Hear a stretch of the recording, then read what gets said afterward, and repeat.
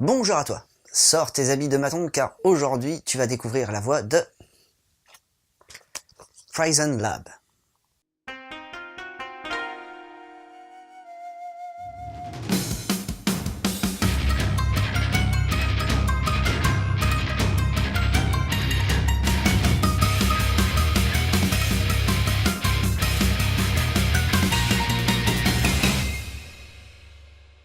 Eito Eyana est le souffre-douleur de sa classe. Enfin, souffre-douleur, c'est un peu un euphémisme. Faut dire que presque tout le monde passe ses nerfs sur lui, allant jusqu'à lui faire boire la tasse dans la cuvette des toilettes. Le soir du dernier jour avant les vacances de printemps, ce dernier va recevoir une mystérieuse enveloppe contenant une invitation pour le jeu de la prison. Alors sur le papier, ce jeu a l'air un tout petit peu glauque. En gros, faut qu'il désigne un partenaire qu'il va séquestrer pendant 1 mois et tout sera permis sauf de le tuer. Tu vois, je t'avais dit que c'était un peu glauque. Bon, vu que c'est un jeu, tu vas me demander les enjeux et les règles. Les enjeux, c'est tout simplement un prix de 10 millions de yens en cas de victoire.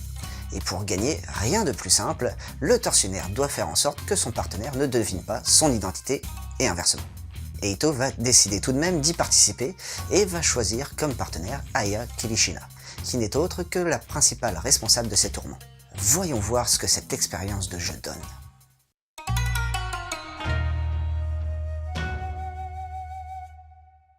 Alors, pour le style graphique, on n'est pas dans l'exceptionnel, ni dans le moche d'ailleurs. On a un dessin qui fait un peu lisse sur les personnages car on y retrouve très peu de détails. Vu le thème de ce manga d'ailleurs, on aurait pu s'attendre à des scènes gore et tout, mais ce n'est pas le cas. Et tout y est suggéré.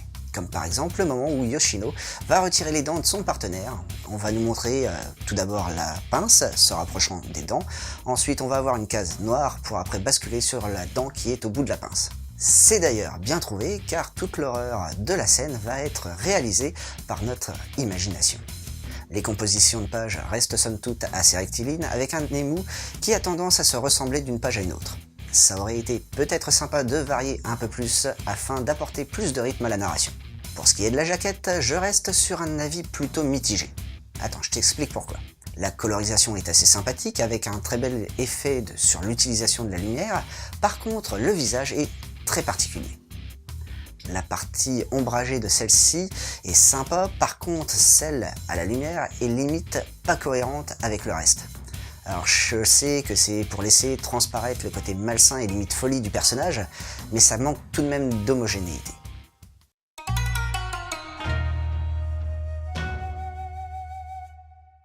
Alors, Kantetsu est un auteur assez jeune car il est né en 1997, et Prison Lab est sa deuxième réalisation. Il avait préalablement publié un roman, Kankin Game, qui a eu au passage le prix éditeur du meilleur roman catégorie horreur et mystère auprès de l'édition Futabasha. On peut dire qu'il doit avoir pas mal de talent le genou. On va donc vérifier un peu ça. Bon, première chose à dire, c'est que je partais un peu avec un a priori.